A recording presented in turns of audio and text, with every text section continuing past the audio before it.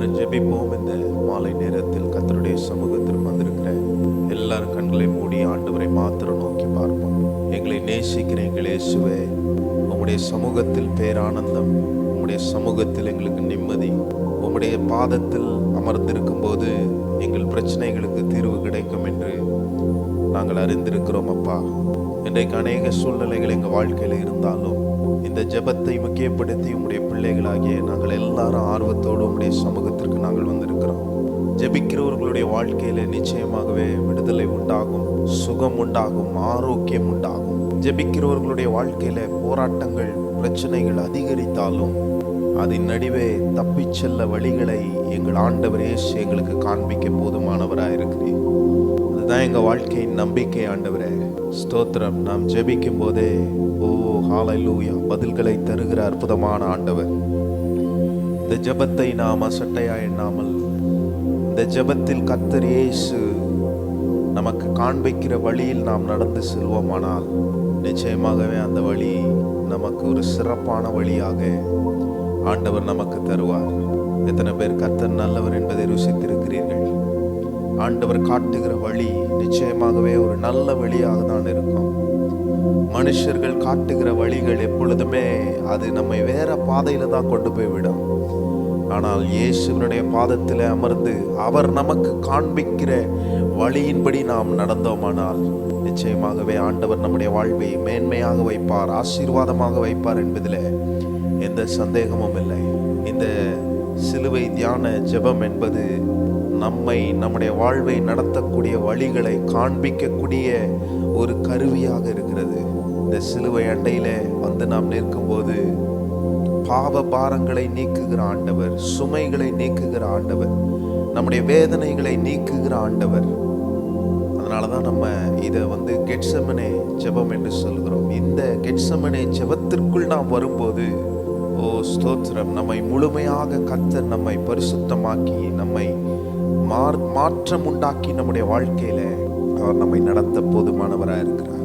எல்லாரும் வாயில திறந்து சொல்லுவோம், ஆண்டவரே இன்றைக்கு நாங்கள் கற்றுக்கொள்ளவிருக்கிற காரியங்களிலே கர்த்தர் எங்களோடு பேசும், எங்களோடு இடைப்படும். ஆண்டவரே, நீர் எங்களுக்கு செய்ததை நாங்கள் நினைப்பது மாத்திரமல்ல, உம் மூலமாய் நாங்கள் கற்றுக்கொள்ள வேண்டிய விஷயங்கள் அநேகமாக இருக்கிறது.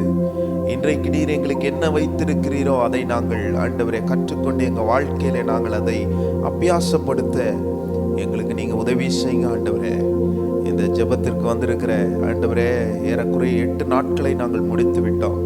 இந்த 9வது நாட்கள் ஜெபத்திலே ஆண்டவரே நாங்கள் நிறைய காரியங்களை உணர்கிறோம். இந்த ஜெபத்திற்கு வரவிடாமல் தடைகள் அநேகம் வருகிறது தான். ஆனாலும் இந்த ஜெபத்தை, அந்த தடைகள் எல்லாம் தாண்டி நாங்கள் வர எங்கள் ஆண்டவர் எங்களுக்கு உதவி செய்கிறீர் என்றால் நிச்சயமாகவே இந்த ஜெபத்தின் மூலமாக நாங்கள் பெறப்போகிற ஆசீர்வாதங்கள் மிக அதிகமாக இருக்கும் என்பதில் எந்த சந்தேகமும் இல்லை. ஆர்வமாய் உம்முடைய பிள்ளைகள் இந்த ஜெபத்தில் வருகிறார்கள்.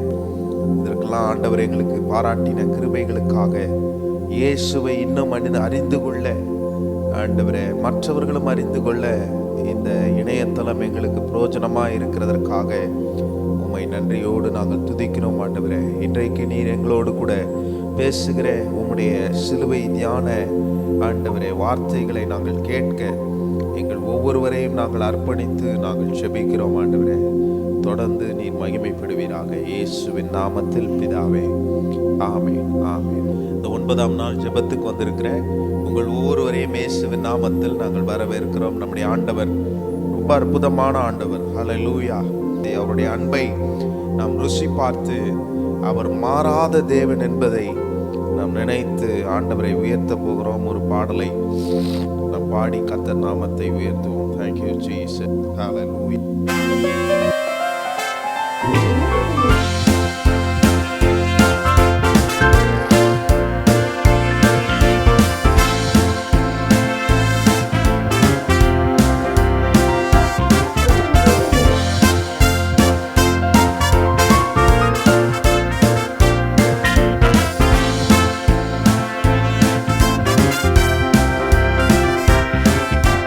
மானிடார் என் மானேசரே,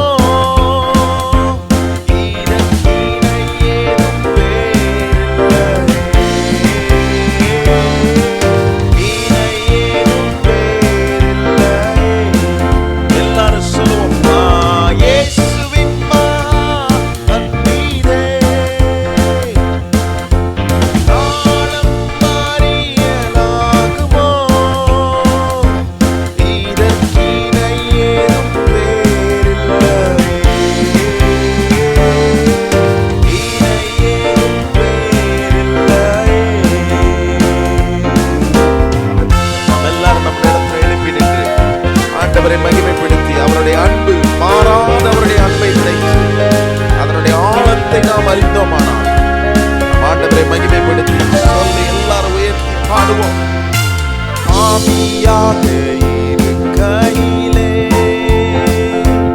அன்பாய் பாரில் என்னை தேடி வந்தாரே. நீசன் என்றென்னை தள்ளாமலே நேசனாக மாற்றிடவே. உணர்ந்து சொல்லுவோம், மாமியாக இருக்கையிலே அன்பாய் பாரில் என்னை தேடி வந்தாரே. நீசன் என்றென்னை தள்ளாமலே நேசனாக மாற்றிடவே. உயர்த்துவோமா இயேசுவின் மகான் மீதே அதினாலும் அறியலாகுமோ. இதற்கிணை ஏதும் வேறில்லை, இணை ஏதும் எல்லாரும் சொல்லி இயேசுவின் மகான் மீதே அதினாலும் அறியலாகுமோ. இதற்கிணை ஏதும் வேறில்லை, இணை ஏதும் வேறில்லை. உள்ளத்தினால் அவரை தள்ளின போதும், அவரை வெறுத்த போதும், அந்த ஜனங்களுக்காகவே அவர் பலியாகி அந்த ஜனங்களையே மீட்டெடுக்க வந்த ஒரே ஆண்டவர் நம்முடைய ஆண்டவர் இயேசு மாத்திரமே. ஹல்லேலூயா.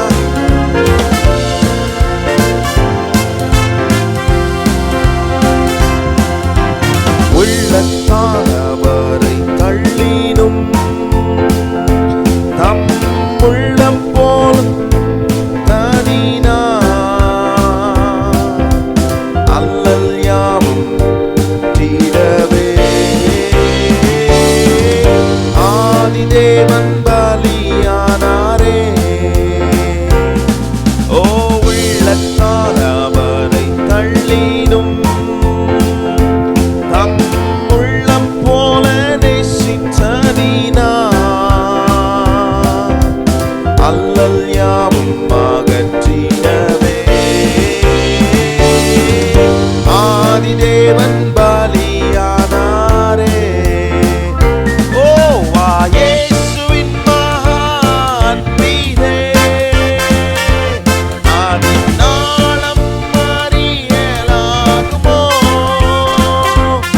இதற்கிணை ஏதும் வேறில்லை, இணை ஏதும் வேறில்லை. இயேசுவின் மீதே அதினாலும் அறியலாகுமோ. இதற்கிணை ஏதும் வேறில்லை, இணை ஏதும் வேறில்லை. எத்தனை பேர் கைகளை உயர்த்தி அவருடைய அன்பை ருசித்தவர்களா? இயேசுவின் அன்பை, மாறாத அன்பை சொல்லி உயர்த்தி எல்லாரும் மகிமைப்படி சொல்லுவோம். இயேசுவின் மகான் மீதே அதினாலும் அறியலாகுமோ. இதற்கிணை ஏதும் வேறில்லை, இணை ஏதும். கடைசியா எல்லாரும் சொல்லுவோம், இயேசுவின் மகான் மீதே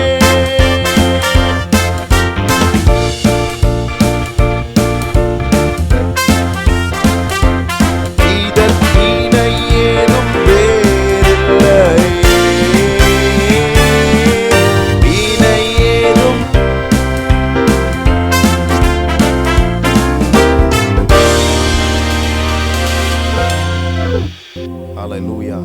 அவருடைய அன்புக்கு ஈடாக ஒன்றுமே சொல்ல முடியாது. அவருடைய அன்பு விலையேற பெற்றதாய் நம்முடைய வாழ்வில் இருக்கு. அது தெய்வீக அன்பு. அந்த அன்பு நம்முடைய வாழ்க்கையில இருக்கிற வரைக்கும் அவர் என்மேல் வைத்த அன்பு நிமித்தமே நம்முடைய ஜீவனையே கொடுத்தார். எத்தனை பேர் அதை நினைச்சு பாக்குறீங்க? இந்த மாலை நேரத்துல மனுஷன் பாவியா இருக்கும்போது அந்த யூத ஜனங்கள் அவங்க செய்யற காரியங்களை பார்க்கும்போது இயேசு கிறிஸ்துவனுடைய ரத்தம் சிந்தப்படும் என்று அறிந்த போதும் அந்த ஜனங்கள்லாம் சொல்றாங்க, இந்த ரத்தப்பழி என் மேல் வரட்டும், என் சந்ததி மேல வரட்டும். அதை குறித்து அவங்க கவலைப்படலை. காரணம், அவங்களுக்கு ஒரு விஷயம் தெரியாம இருந்திருக்கலாம். ஆனா இன்றைக்கு நீங்களும் நானும் அறிந்திருக்கிறோம் அதை. ஆனா அப்படி சொன்ன ஜனங்களையே உள்ளத்தால் தம்மை வெறுத்த, உள்ளத்தால் இயேசுவை சிலுவையில் அறைய ஒப்பு கொடுத்த அந்த ஜனங்களுக்காகவும் இயேசு மரித்தார் என்பதில் எந்த சந்தேகமும் இல்லை. அதனாலதான் சிலுவையில அவர் இருக்கும்போது அவர் சொல்லுகிற ஒரு வார்த்தை, ஆண்டவரே, இந்த ஜனங்கள் இவங்க செய்யறது என்னன்னு தெரியாம செய்யறாங்க, இவர்களுக்கு மன்னியும் என்று சொல்லக்கூடிய உள்ளம் யாருக்கு வரும்? அப்படி வந்துருமா? நமக்கு வந்துருமா?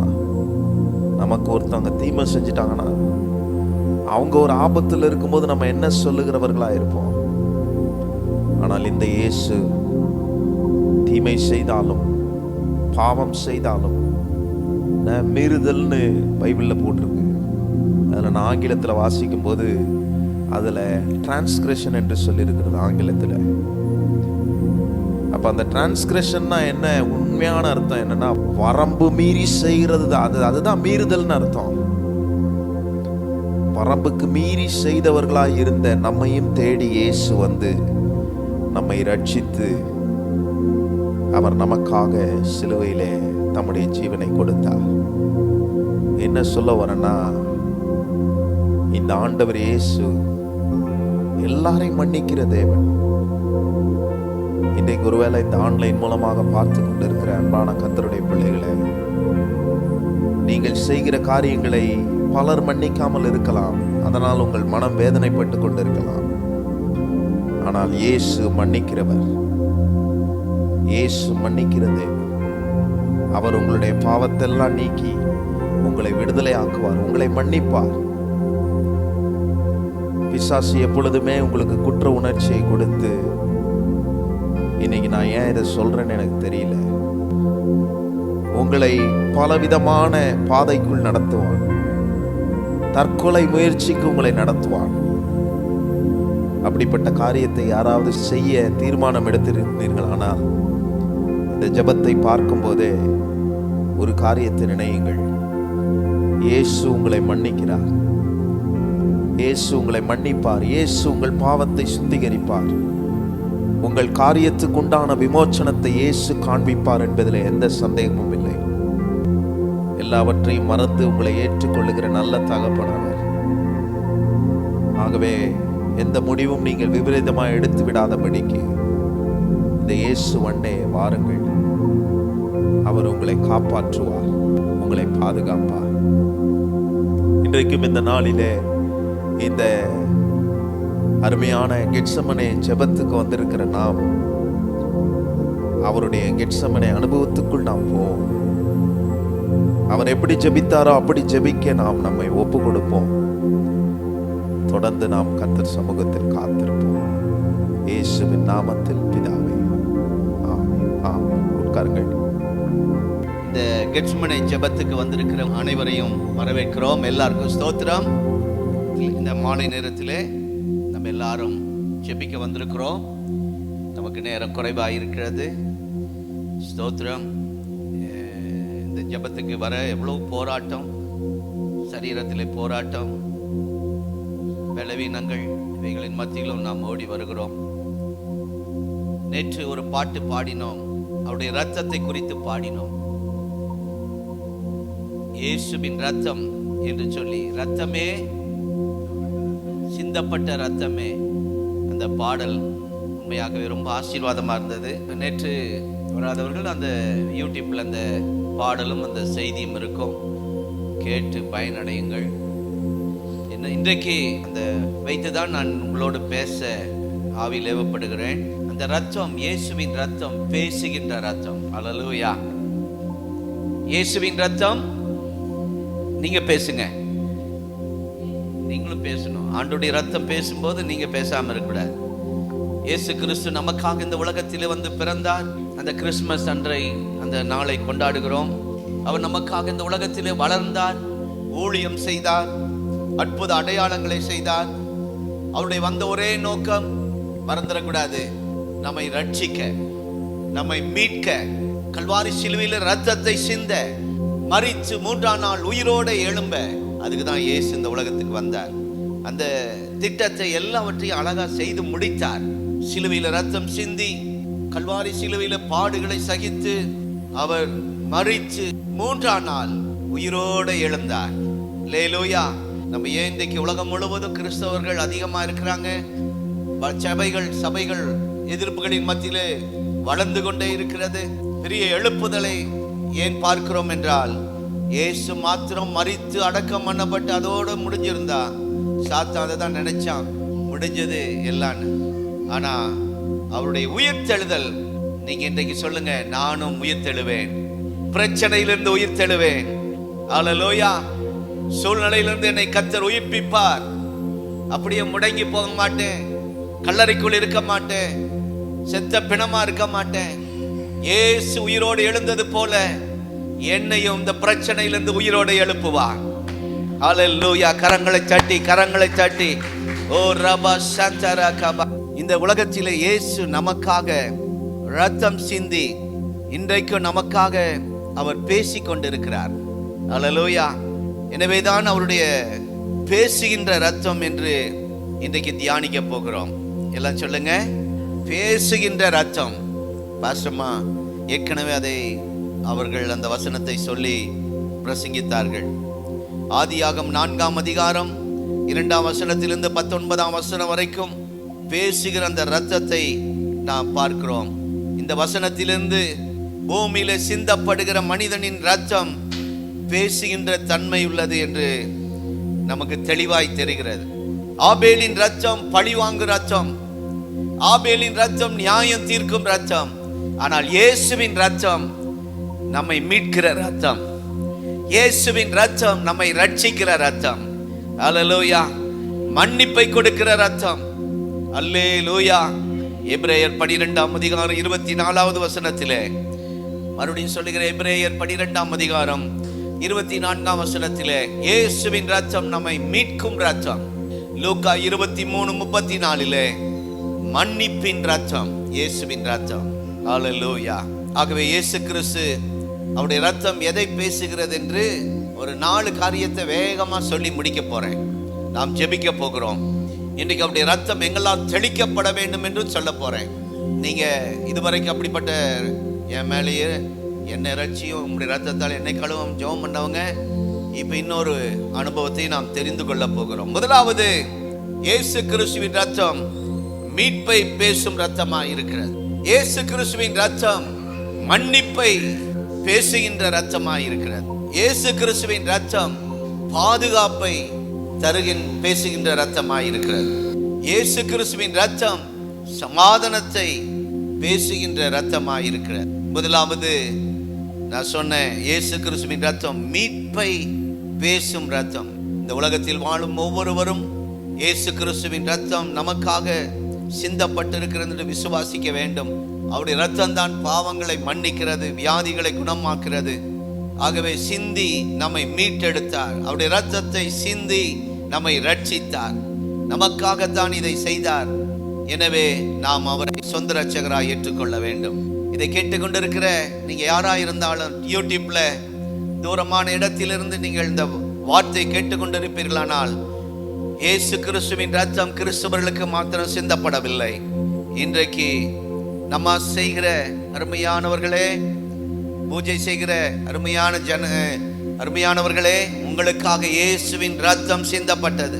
என் ஆண்டவர் உங்களை மீட்கும்படி அவர் கல்வாரி இரத்தத்தை சிந்தினார். ஆகவே நீங்கள் அவரை சொந்த இரட்சகராய் ஏற்றுக்கொள்ளுங்கள், நீங்கள் சொர்க்கத்துக்கு வர முடியும். மீட்பு என்றால் என்ன, ரட்சிப்பு என்றால் என்ன உங்களுக்கு தெரிந்தா சொல்லுங்க. 2 ஒண்ணுதானா? உறங்காமல் தூங்காமல் அப்படின்னு இருக்கும். உறக்கம் என்ன, தூக்கம்னா என்ன? பைபிள் எப்பவுமே டபுளா வரும். 2 ஒரே மாதிரி இருக்கும். சொல்லுங்க, உறக்கம்னா என்ன, தூக்கம்னா என்ன? நீங்க லேட் பண்ணா அப்புறம் டைம் ஓடுது. உறக்கம் கொஞ்ச நேரம், தூக்கம் நீண்ட நேரம். கண்ணை மூடுனா உறக்கம், கண்ணை மூடி திடீர்னு திறந்தா கோழி உறங்குது, பறவைகள் உறங்குது, இப்படின்னு பார்க்கும். ஆனால் நம்ம அப்படி இல்லை. ஒரு குடம் தண்ணி தலையில் ஊத்துனாலும் எந்திரிக்க மாட்டாங்க. அடிக்கடி சொல்லுவேன், தலித்தாகுமி சிறு பெண்ணே எழுந்துரு. அன்றைக்கு ஆண்டவர் சொன்னார். ஆனால் இன்றைக்கு பெரிய பெண்ணே எழும்ப மாட்டேங்குது. பெரிய மூத்த பெண்ணு நினைச்சிடாதீங்க. சிறு பெண்ணை எழுந்துருன்னு சொன்னோன்னே எழும்புனா. இன்னைக்கு நீங்க போய் சொல்லி பாருங்க, தலித்தாகுமின்னு எழும்ப மாட்டார். ஸ்தோத்திரம். மீட்பு என்பது ஆண்டவர் நம்மை ஏற்றுக்கொள்வது. அல்லேலூயா. அவர் ரத்தம் சிந்தி ரட்சித்து நம்மை அவருக்கு சொந்த பிள்ளையாக ஏற்றுக்கொள்வதுதான் மீட்பு. ஆனால் ரட்சிப்பு என்றால் நாம் ஆண்டவரை சொந்த ரட்சகராக ஏற்றுக்கொள்வது. வித்தியாசம் தெரியுங்களா? மீட்புக்கும் ரட்சிப்புக்கும். மீட்பு என்றால் அவன் ரத்தத்தை சிந்தி நம்ம ஏற்றுக்கொள்வது. ஜீவா ஐயா கேட்குறீங்களா? இங்கேதான் இருக்கீங்களா? ஸ்தோத்திரம். கவனிக்கிறாங்க. அவர் எல்லாம் அவரோட நான் கிராம ஊழியத்துக்கு போனப்போ அவர் என்னெல்லாம் பிரசங்கம் பண்ணணும் அதெல்லாம் சொல்கிறார்.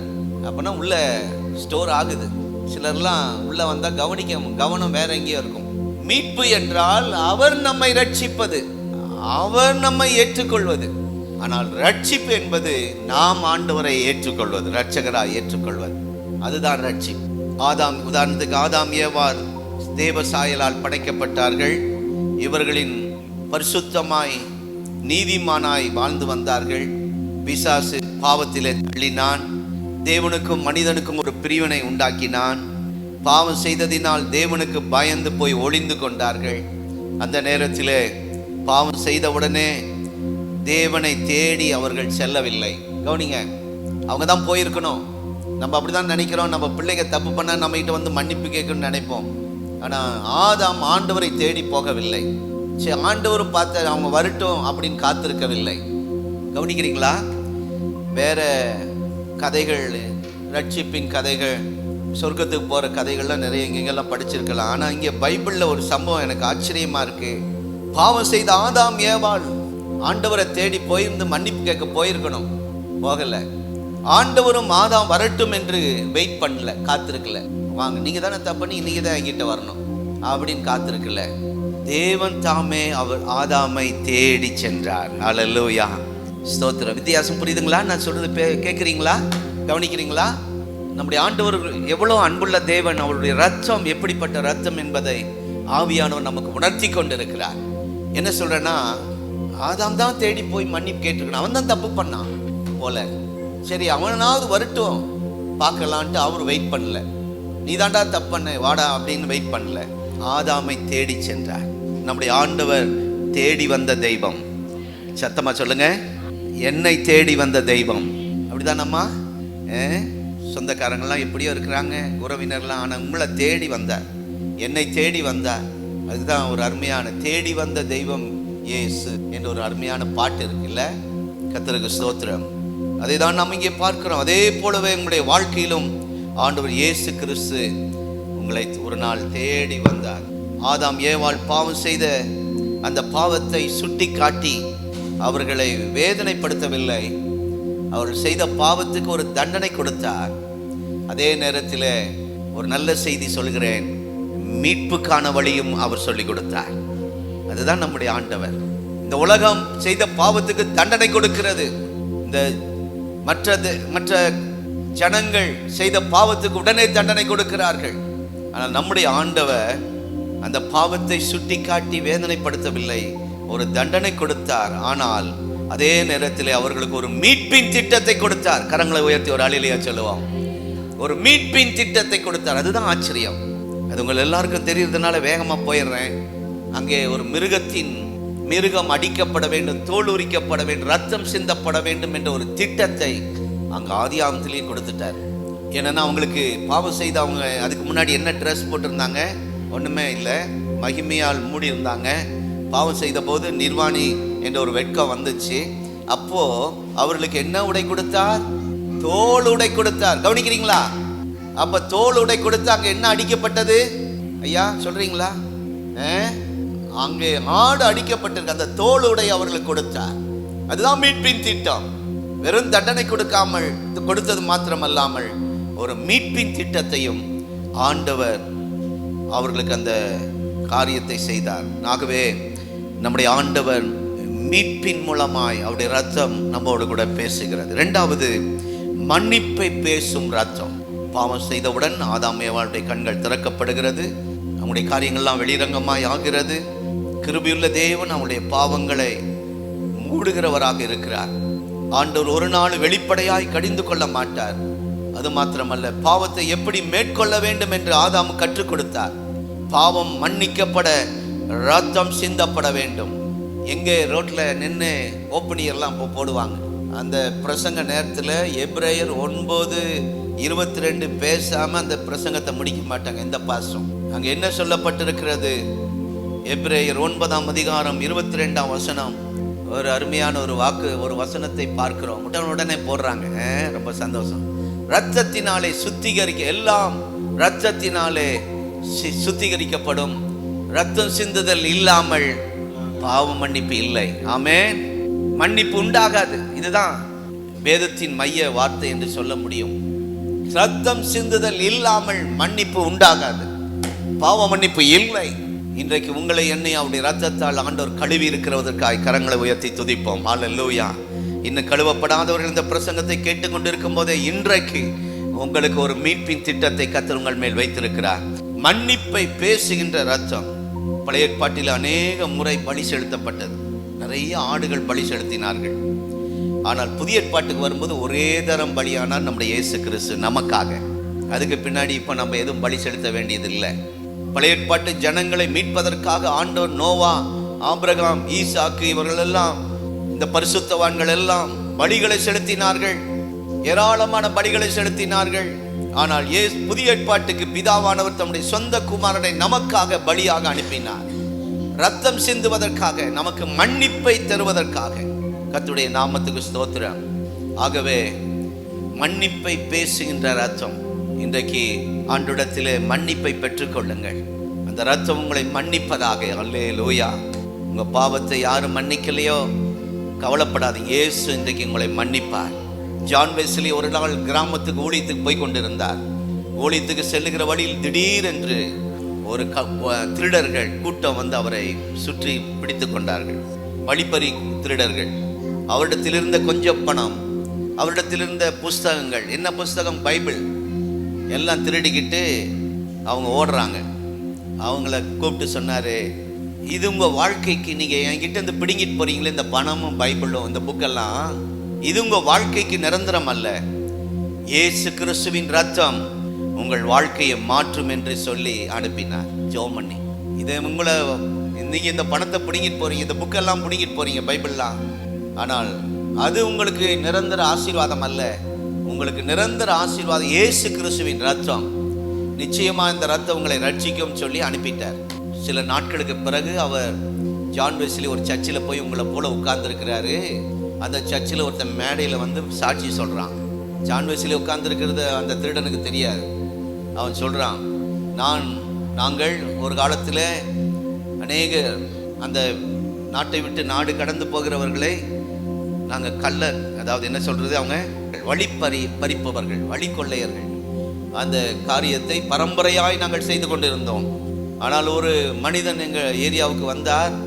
அவரிடத்திலிருந்து பணத்தையும் பைபிளையும் பிடுங்கி, பைபிள் தெரியல அவருக்கு, புக்கையும் நாங்கள் பறித்து கொண்டு, அதுக்குள்ள ஏதோ ஒரு மணி பர்சுன்னு நினச்சிக்கிட்டாங்க. நம்ம பைபிள் எல்லாம் பார்த்தா சிப்பெல்லாம் இருக்கனால மணி பர்சுன்னு சில நினச்சிக்குவாங்க. அப்படி பிடுங்கிட்டோம். அன்னைக்கு அவர் வாயில் ஒரு வார்த்தை சொன்னார், இந்த பணமும் இந்த புக்கும், இந்த பணமும் நீங்கள் என்கிட்ட இருந்து கொள்ளையடிச்சு போகிற பொருள் எல்லாம் நிரந்தரம் அல்ல. இயேசு கிறிஸ்துவின் ரத்தம் உங்கள் பாவங்களை மன்னிக்கும், உங்களுக்கு ஒரு மாற்றத்தை உங்கள் வாழ்க்கையில் கொண்டு வரும் என்று சொன்னார். அதே போல அநேக ஆண்டுகளுக்கு பிறகு இன்றைக்கு அந்த இயேசுவின் ரத்தம் இன்றைக்கு என்னை கழுவி தேவ பிள்ளையாய் மாற்றியிருக்கிறது. அந்த தவறுக்கு நான் ஆண்டவரிடத்தில் மன்னிப்பு கேட்கிறேன் என்று சாட்சி சொல்லுகிறார். ஜான் வெஸ்லி அங்கே தான் விசுவாசியாக ஒரு சாதாரணமாக சர்ச்சில் அவர் போகிற ஆலயத்தில் உட்கார்ந்து கொண்டு இருக்கிறார். ஆகவே எந்த மனிதனையும் மாற்றக்கூடிய ஒரு வல்லம் இல்லை ஆண்டவர். அந்த ரத்தத்தில் அந்த வல்லமை இருக்கு, மன்னிப்பை கொடுக்கிற ரத்தம். ஆமென். ஒரு பாஸ்டர் திருவண்ணாமலையில் கைப்பிரதி கொடுத்துருந்தார்.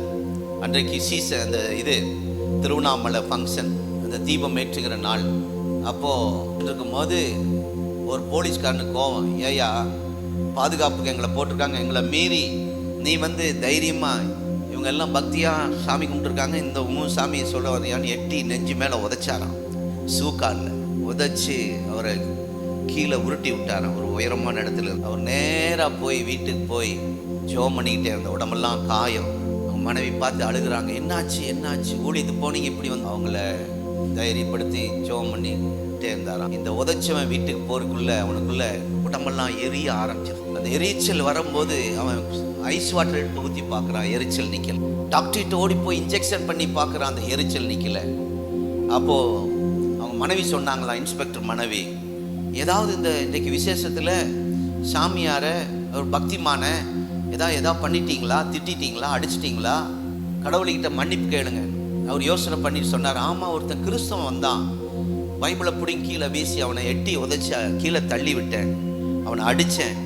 எந்த காலில்? அதே கால் தான், வீங்கி எரிச்சல் அதிகமாக இருக்கு. சரி, அவரை தேடி போய் அவர்கிட்ட விழுந்து மன்னிப்பு கேட்டாராம். இது நடந்த சம்பவம். அந்த நாட்களில் எங்கள் அப்பா அங்கே ஊழியம் செஞ்சுருந்துருக்குறாங்க. அவன் அந்த மனுஷன் அந்த சர்ச்சை தேடி, எந்த கிராமம் அட்ரஸ் கஷ்டப்பட்டு தேடி, அதிகம் அந்த வேதனை குறையிலே அதிகமாயிட்டு தான் இருந்துச்சான். இந்த பாஸ்டர்கிட்ட வந்தோடனே அந்த பாஸ்டர், ஆண்டவரே இந்த மனிதனை மன்னியும், என்ன சொல்லுங்க, இந்த வார்த்தையை பாருங்க, வார்த்தையை கவனிங்க, இந்த மனிதனை மன்னியும், ரத்தத்தால் அவரை கழுவும் சொன்ன உடனே இவருக்கும் அந்த வழி, பாஸ்டருக்கு வழி போயிடுச்சு, அவருக்கும் அந்த எரிச்சல் நின்றதான். நடந்த அற்புதம். பாதுகாப்பை பேசுகின்ற ரத்தம். இன்றைக்கு பாதுகாப்பற்ற உலகம். எந்த நேரம் எந்த ஆக்சிடென்ட் ஆகும், என்ன சம்பவிக்கும், எந்த வியாதி தாக்கும் சொல்ல முடியாது. இயேசு கிறிஸ்துவின் ரத்தம் உங்களை சுற்றிலும் வேலியாக இருக்கிறதற்காய் கரங்களை உயர்த்தி ஆமீன் சொல்லுவோம். அல்லேலூயா. உங்கள் பிள்ளைகளை சுற்றிலும், உங்கள் குடும்பத்தை சுற்றிலும் இயேசுவின் ரத்தம் வேலியாக இருக்கிறது. இஸ்ரவேல் ஜனங்கள் பஸ்காவை அனுசரிக்கும் போது வீட்டுக்கு ஒரு பழுதற்ற ஆட்டுக்குட்டி எடுத்து அடித்து அந்த ரத்தத்தை ஒவ்வொரு வீடும், பக்கத்து வீடு கடன் கேட்கக்கூடாது, அவன் வீட்டுக்கு அவன் ஒரு ஆடு அடிக்கணும், போய் ரத்தத்தை நிலைக்கால்களை பூசுவாங்களாம். சங்கார தூதன் ஓடி போயிட்டான், கிட்ட வரல, இஸ்ரவேல் ஜனங்களுக்கு தீங்கு செய்யல. யாத்திராகம் 12ஆம் அதிகாரம் 13ஆம் வசனத்தில் அதை நாம் பார்க்க முடியும். வீட்டில் போய் வாசியுங்கள். அன்று ராத்திரியிலே சங்கார தூதன் வந்தான். இஸ்ரவேல் ஜனங்கள் பஸ்கா ஆட்டுக்குட்டியின் ரத்தம் அடையாளமாகவும் பாதுகாப்பமாக இருந்ததினால் அவருடைய வாழ்க்கையில் ஒன்று செய்ய முடியவில்லை. நான் இன்றைக்கு சொல்லுகிறேன், உங்கள் பிள்ளைகளுக்கு, உங்கள் குடும்பத்துக்கு, உங்கள் பொருளுக்கும் இயேசுவின் ரத்தம் பாதுகாப்பாக இருக்கிறது. அல்லேலூயா. கர்த்தருக்கு ஸ்தோத்திரம். உங்கள் குடும்பத்தின் மேல் இயேசுவின் ரத்தம் இருந்தால் அது உங்கள் குடும்பத்தை பாதுகாக்கும். இயேசு கிறிஸ்துவின் ரத்தம் உங்கள் மேல் இருந்தால் சத்துரு ஒன்று மேற்கொள்ள முடியாது. அல்லேலூயா. கர்த்தருக்கு ஸ்தோத்திரம். இயேசுவின் ரத்தம் உங்கள் மேல் இருந்தால் பாடுகள், சோதனைகள், போராட்டங்கள் வரும், ஆனால் ஒன்றும் அது உங்களை மேற்கொள்ளாது, ஒன்றும் உங்களை செய்யாது. நாம் பாட்டு பாடுறோமே, ஃபாதர் பெர்க்மன்ஸ் பாட்டு, ரத்த கோட்டைக்குள்ளே நுழைந்து விட்டேன், இனி எதுவும் சொல்லுங்க எதுவும் எந்த தீங்கும் தீண்டாது. இந்த வார்த்தைக்காக, இந்த பாடலுக்காக நான் கர்த்தரை துதிக்கிறேன். ஆகவே இயேசு கிறிஸ்துவின் ரத்தம் நம் எல்லார் மேலும் பூசப்பட வேண்டும். ஆமென். கர்த்தருக்கு ஸ்தோத்திரம். யோபு 1ஆம் அதிகாரம் 10ஆம் வசனத்தில் நான் விசுவாசிக்கிறேன், யோபு குடும்பத்தின் மேல், முதலாவது யோபுவின் மேல், அவருடைய மனைவி மேல், பிள்ளைகளின் மேல் பாதுகாப்பு என்ற ஒரு வேலி இருந்தது. அவன் மேல், அவருடைய வீட்டின் மேல் ஒரு வேலி இருந்தது. சாத்தான் சொல்றான்ல, உம்மை சுற்றிலும் நீர் அவனை வேலி அடைத்து வைத்திருக்க. அவனுடைய உடைமைகள் சாத்ததெல்லாம் பார்க்குறான். இன்னைக்கு ஏன் நம்முடைய பொருள் சேதமாகிறது, சொத்துக்கள் ஏன் பறி போகிறது, ஆண்டவருடைய பாதுகாப்பு அது மேலே இருக்குதுன்னு அவனுக்கு தெரியும். இதை பறிச்சுட்டா ஆண்டவர் விட்டுட்டு ஓடிடுவாங்க, பக்தியை விட்டு போயிடுவாங்க, சொத்தை இழந்துட்டா இயேசுவை வணங்க மாட்டாங்கன்னு அவனுக்கு தெரியும். ஆகவே யோபு வாழ்க்கையில் அவனுடைய கையின் பிரயாசத்தின் மேல் அவன் கை வைக்க பார்த்தான், குடும்பத்தின் மேல் கை வைக்க பார்த்தான், பிள்ளைகள் மேல் கை வைக்க, அவனுடைய சம்பத்தின் மேல் கை வைக்க பார்த்தான். ஆகவே நாம் இன்றைக்கு ஒரு வித்தியாசமாக ஒரு ஜெபம் பண்ண போகிறோம். நம்ம எல்லாரும் எழுந்திருப்போம். அல்லேலூயா. முதலாவது, ஆண்டவரே எங்கள் மேல் உம்முடைய ரத்தம் தெளிக்கப்படுவதாக சொல்லுவோம். முதலாவது, ஆண்டவருடைய பாதுகாப்பு. யோபு குடும்பத்தை நம்முடைய நினைவிலை கொண்டு நாம் ஒரு ஜெபம் செய்ய இருக்கிறோம். முதலாவது ஜெபம், ஆண்டவரே என் மேல், சொல்லுங்க எல்லாரும் தனித்தனியாக ஜெபம் பண்ணுங்க, என் மேல் உம்முடைய ரத்தம். ஹல்லேலூயா. தனித்தனியாக ஜெபம் பண்ணுங்க.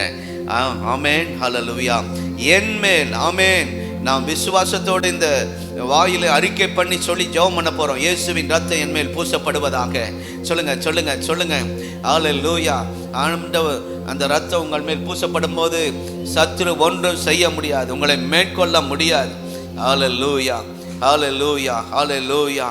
உங்கள் குடும்பத்தை கர்த்தர் பாதுகாப்பார். சாத்தான் உங்களை தொட முடியாது, உங்களை மேற்கொள்ள முடியாது. மனுஷனுடைய எல்லா சூழ்ச்சிகளை அதமாக்கி போடுவார். ஆண்டுடைய ரத்தம் உங்க மேல இருக்கு, அதுதான் பெரிய பாதுகாப்பு. சொல்லி ஜெபம் பண்ணுங்க. ஆண்டவரே, விசுவாசத்தோடு இந்த நாளிலே கெத்செமனே ஜெபத்துக்கு வந்திருக்கிற என் மேலும் ரத்தம் தெளிக்கப்படுவதற்காய் ஸ்தோத்திரம். என் மேல் இயேசு கிறிஸ்துவின் ரத்தம் பூசப்பட்டு இருப்பதற்காய் ஸ்தோத்திரம். அறிக்கை பண்ணி ஜெபம் பண்ணுவோம். வாயில் அறிக்கை பண்ணுங்க சத்தமா. சிலர் எப்பவும் ஜெபம் பண்ணா சத்தமே வெளியே வராது. ஆனா இந்த சத்தம் வரணும், கண்டிப்பா வந்தே ஆகணும். அப்பதான் சாத்தான் நடுங்குவான், உங்களை தொடமாட்டான். சொல்லி பாருங்களேன். இப்பவே ஒரு வாயில கட்டுகள், ஸ்தோத்திரம், ஜெபிக்க முடியாத கட்டுகள்லாம் உடையுது பார்ப்பீங்க. மற்ற நேரமெல்லாம் சத்தமா பேசுவோம், ஆனா இந்த ஜெபம் நேரம் வரும்போது பேச்சே வராது. தொண்டையை ஏதோ அமுத்துற மாதிரி இருக்கும், எச்சம் முழுங்க முடியாத மாதிரி பண்ணுவோம். அதெல்லாம் கர்த்தர் இன்னைக்கு மாற்ற போகிறார். இரண்டாவது, நம்முடைய வீட்டின் மேல். எல்லாரும் சொல்லுங்க, ஆண்டவரே எங்க வீட்டாரின் மேல். சொல்லுங்க, எங்க வீட்டாரின் மேல். சொல்லுங்க, மனைவி மேலே, பிள்ளைகள் மேலே, பெற்றோர் மேலே, உடன் பிறந்தவர்கள் மேலே உம்முடைய ரத்தம் பூசப்பட வேண்டும். முழு குடும்பத்தையும் உம்முடைய பாதுகாப்புக்குள்ளே கொண்டு வருகிறோம். இயேசுவின் ரத்தம். சொல்லுங்க சொல்லுங்க. பாட்டியின் மேலே, எங்க அத்தை மேலே, சித்தி மேலே, பெரியப்பா மேலே. சொல்லுங்க சொல்லுங்க. ஹல்லேலூயா. மருமகள் மேலே, மாமியார் மேலே, ஒவ்வொரு குடும்பத்தாரின் மேலும் ரத்தம் தெளிக்கப்படுவதாக. ஸ்தோத்திரம். சொல்லி ஜெபம் பண்ணுங்க, சொல்லி ஜெபம் பண்ணுங்க. உங்க பிள்ளைங்க தூரமா இருந்தாலும் அவங்க மேல ரத்தம் இப்பவே தெளிச்சு ஜெபம் பண்ணுங்க விசுவாசத்தோட. ஹல்லேலூயா. வெளிநாட்டில் இருந்தாலும் சொல்லி ஜெபம் பண்ணுங்க. ஹல்லேலூயா. அவங்க கையை அசைச்சு சொல்லுங்க, இயேசுவின் ரத்தம் தெளிக்கப்படுவதாக. தெளிக்கிற மாதிரியே சொல்லி ஜெபம் பண்ணுங்க. அது அறிக்கை பண்ணுங்க. பிசாசு நடுங்கட்டு அறிக்கை பண்ணுங்க, அறிக்கை பண்ணுங்க. இயேசுவின் ரத்தம் என் குடும்பத்தின் மேல் தெளிக்கப்படுவதாக, என் பிள்ளைகள் மேல் தெளிக்கப்படுவதாக, குடும்பத்தாரின் மேல் தெளிக்கப்படுவதாக. ஆமென். ஹல்லேலூயா. மூன்றாவது, இயேசு கிறிஸ்துவின் ரத்தம் நம்முடைய உடைமைகள் மேல் தெளிக்கப்பட வேண்டும். சொல்லுங்க, வாகனங்கள் மேல். வாகனம் வச்சிருக்கீங்களா? சொல்லுங்க இப்போ. ஆண்டவரே, உங்க வண்டியின் பேரை சொல்லி ஜெபம் பண்ணுங்க. உங்க ஸ்தோத்திர கார் பேரை சொல்லி ஜெபம் பண்ணுங்க. ஹல்லேலூயா. உங்க 2 வீலர் பேரை சொல்லி ஜெபம் பண்ணுங்க. சைக்கிளா இருந்தாலும் சொல்லி ஜெபம் பண்ணுங்க.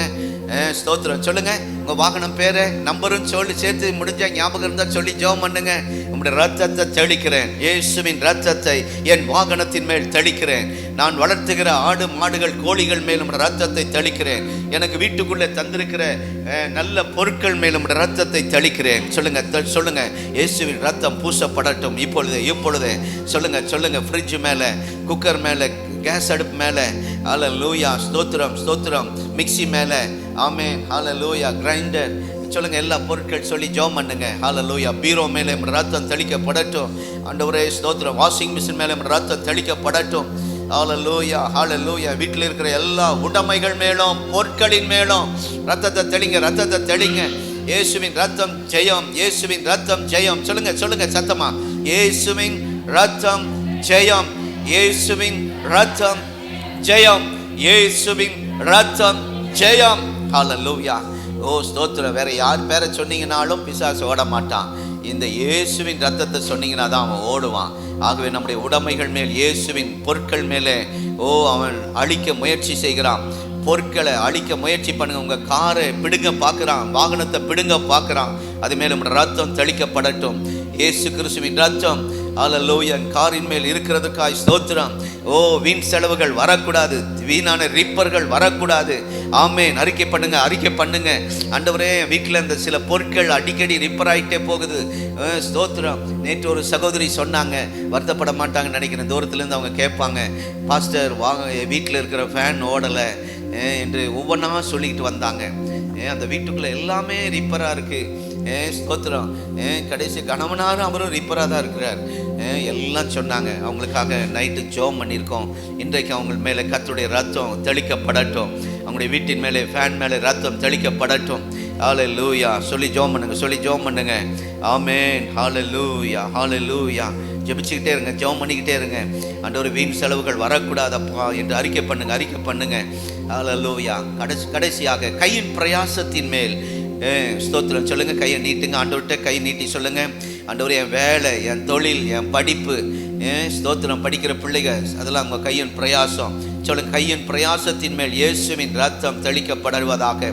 என் நல்லா நான் படிக்கணும் ஆண்டவரே, பணம் சரியாக ஃபீஸ் கட்டணும் ஆண்டவரே, தொடர்ந்து மேல் படிப்பு படிக்கணும் ஆண்டவரே, நல்ல வேலை நிரந்தரமாக இருக்கணும் ஆண்டவரே, வேலை நல்ல சம்பளம் கிடைக்கிற வேலையாக இருக்கணும் ஆண்டவரே, நல்ல தொழிலை தாங்க, நல்ல பிஸ்னஸை தாங்கப்பா. ஆரம்பிக்கப்பட்ட எல்லா தொழிலும் ஆசீர்வதிக்கப்பட்ட கையின் பிரயாசத்தின் மேல் ரத்தம் தெளிக்கப்படுவதாக. அல்லேலூயா. அநேகர் உங்களை பார்த்து பொறாமைப்படுகிற அளவுக்கு கர்த்தர் உங்களை உயர்த்த போகிறார். கரங்களை தட்டி ஆண்டவருடைய ரத்தம் உங்களை உயர்த்தும், கீழாக்காமல் மேலாக்கும், வாலாக்காமல் தலையாக்கும், சகல ஜாதிகளிலும் உங்களை மேன்மையாய் கர்த்தர் வைக்க போகிறார். ஓ ஹல்லேலூயா. அநேகர் பொறாமைப்படுகிற அளவுக்கு உங்களுடைய பிள்ளைகள் இந்த திருப்பூரிலே உயர்த்துவீராக. இதை கேட்டுக்கொண்டிருக்கிற ஒவ்வொரு குடும்பத்தின் மேலும் அவருடைய கையின் பிரயாசத்தை கர்த்தர் ஆசீர்வதிக்கும்படியாய் ஜெபிக்கிறோம். இயேசுவின் ரத்தம் இப்பொழுது அவர்கள் மேல் இறங்கி கொண்டிருப்பதற்காய் ஸ்தோத்திரம் ஆண்டவரே. அல்லேலூயா. சம்பத்தின் மேல் உங்களுடைய ரத்தம் சொல்லுங்க, அந்த வார்த்தையை சொல்லுங்க. சம்பத்தின் மேல், சொத்துன்னு சொல்லாம, அதை சம்பத்துனா சொல்லலாம்ல. சம்பத்தின் மேல் உங்களுடைய ரத்தம் தெளிக்கப்படுவதாக. என் சொத்துல யாரும் கை வைக்க கூடாது ஆண்டவரே. நான் கஷ்டப்பட்டு வாங்கின இடம், கஷ்டப்பட்டு கட்டின அந்த வீட்டு மேலே, கஷ்டப்பட்டு கட்டின சபை மேலே யாரும் கண்ணு வைக்கக்கூடாது ஆண்டவரை. யாரும் கை வைக்கக்கூடாது, யாரும் நுழைய விரும்பக்கூடாது. சத்ரு உட்புகுதல் இல்லை, குடியேறி போகுதலும் இல்லை. இயேசுவின் நாமத்தினாலே என் வீட்டை அடமானத்துக்கு வைக்க அனுமதிக்க கூடாது ஆண்டவரே. என் வீட்டை சீல் வைக்கக்கூடாது ஆண்டவரே. பிசாசு, அந்த ரத்தத்தை தெளிக்கிறோம். பங்களா ஸ்டாப் சர்ச் ஆண்டவரே, திருப்பூர் சிட்டி அசம்பிளி சகாட் சபை மேலே ரத்தத்தை தெளிக்கிறோம் ஆண்டவரே. எங்கள் வீடுகள் மேலே ரத்தத்தை தெளிக்கிறோம். அது வாடகை வீடாக இருந்தாலும் ரத்தத்தை தெளிக்கிறோம். உங்களுடைய பிள்ளைகளுடைய சொத்தை, வீட்டை, ஓ ஸ்தோத்திர சபைகளை பறிக்க நினைக்கிற சத்ரு வெக்கப்பட்டு போகட்டும். இன்றைக்கு ஆண்டவர் எங்கள் மேல் உம்முடைய ரத்தம் இருக்கிறது. எங்கள் ஆண்டவர் சம்பத்து மேலும் ரத்தம் இருக்கிறது. எங்கள் குடும்பத்தின் மேலும் ரத்தம் இருக்கிறது ஆண்டவர். எங்கள் சம்பத்தின் மேலும் ரத்தம் இருக்கிறது. அதற்காக ஸ்தோத்திரம். ஹல்லேலூயா, ஹல்லேலூயா. ஓ இயேசு கிறிஸ்துவின் ரத்தம் ஒவ்வொரு நாளும் ஒவ்வொரு நிமிடமும் நமக்கு பாதுகாப்பை கொடுக்கிற ரத்தம். எத்தனை பேர் ஆமென் சொல்றீங்க? இந்த பாதுகாப்போட நீங்க சந்தோஷமா போலாம். நம்ம முடிக்க போறோம். ஆமென். ஹல்லேலூயா, ஹல்லேலூயா. ஸ்தோத்திரம் ஆண்டவரே. நன்றி தகப்பனே, நன்றி ராஜா. உம்மை துதிக்கிறோம். ஜெபம் பண்ணி நாம் முடிக்க போகிறோம். ஜெபிப்போம். அன்புள்ள ஆண்டவரே, ஸ்தோத்திரம் ஆண்டவரே. இந்த 9வது நாளிலே சிலுவை தியான ஜெபத்துக்கு எங்களை கொண்டு வந்ததற்காய் நன்றி செலுத்துகிறோம் ஆண்டவரே. ஆண்டவரே உமக்கு நன்றி. ஆபேலின் ரத்தத்தை பார்க்கிறோம் நன்மையானதை பேசுகின்ற உம்முடைய பரிசுத்த ரத்தத்திற்காய் நன்றி செலுத்தும். எங்களுக்காக ரத்தம் சிந்தி எங்களை மீட்டெடுத்து எங்களை பரிசுத்த ஜனமாய் மாற்றினதற்காய் நன்றி அப்பா. தொடர்ந்து ஆண்டவரே இந்த ரத்தம் எங்களோடு இருந்து எங்களை பாதுகாத்து நடத்த போறதுக்காய் ஸ்தோத்திரம் ஆண்டவரே. எமக்கு நன்றி அப்பா. ஒவ்வொரு குடும்பத்தின் மீதும் தனிப்பட்ட நபர் மீதும் உடைய ரத்தத்தை ஆண்டவரே பாதுகாப்பாக வைக்கிறதற்காக ஸ்தோத்திரம் ஆண்டவரே. இயேசுவின் ரத்தம், விலையேற பெற்ற ரத்தம் ஆண்டவரே, எங்களுக்காக அன்று சிந்தப்பட்டது. இன்றைக்கும் ஆண்டவரே எங்களுக்காக அது பரிந்து பேசுகிற இரத்தமாய் இருப்பதற்காய் நன்றி. இங்கே வந்திருக்கிற ஒவ்வொருவரையும் கர்த்தர் ஆசீர்வதிங்க. அவர்கள் குடும்பத்தை ஆசீர்வதிங்கப்பா. யார் இன்னும் ரட்சிக்கப்படாமல் இருக்கிறார்களோ ஆண்டவரே, ஆண்டவரே அவங்க வாழ்க்கையில் ஒரு ரட்சிப்பு உண்டாகட்டும். இயேசுவின் ரத்தம் அவர்களை பரிசுத்தமாக்கட்டும் ஆண்டவரே. இந்த ஆன்லைனில் பார்த்து கொண்டு இருக்கிற ஒவ்வொருவரையும் கர்த்தர் ஆசீர்வதிப்பீராக.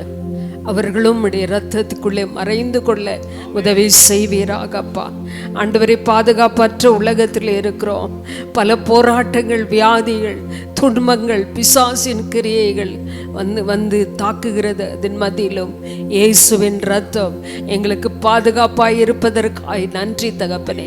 உம்முடைய கரத்திலே தாழ்த்தி ஒப்பு கொடுக்கிறோம். தொடர்ந்து நடத்துங்கப்பா. ஸ்தோத்திரம். வருகிற நாட்களிலும் இன்னும் ஆண்டவரே சிலுவை தியானத்தை நாங்கள் தியானித்து உம்மை மகிமைப்படுத்த உதவி செய்யுங்க. இயேசுவின் நாமத்தில் பிதாவே, ஆமென்.